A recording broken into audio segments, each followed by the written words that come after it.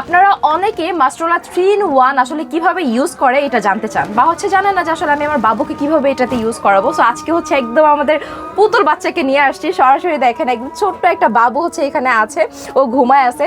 So এইখানে কি আরামে হচ্ছে গিয়ে একটা বাবু আসলে থাকতে পারবে, এটা আপনারা হচ্ছে আজকে ভিডিওতে সরাসরি দেখবেন।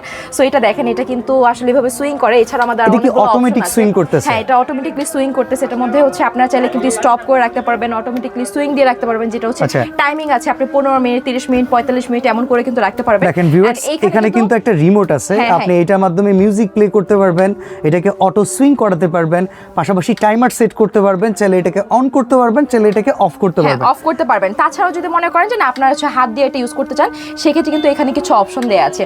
যেমন দেখেন এখানে কিন্তু মিউজিক বাজতেছে। হ্যাঁ, সো মিউজিকটা হচ্ছে একটু সফট মিউজিক হওয়াতে কিন্তু আপনার বাবুর কোনো ডিস্টার্ব ফিল হবে না, ঘুমের যাতে কোনো ডিস্টার্ব না হয়, বরং এই টিউনগুলো কিন্তু আসলে বাবুরা খুব এনজয় করে বা হচ্ছে ঘুমাতে খুব হেল্পফুল হয়।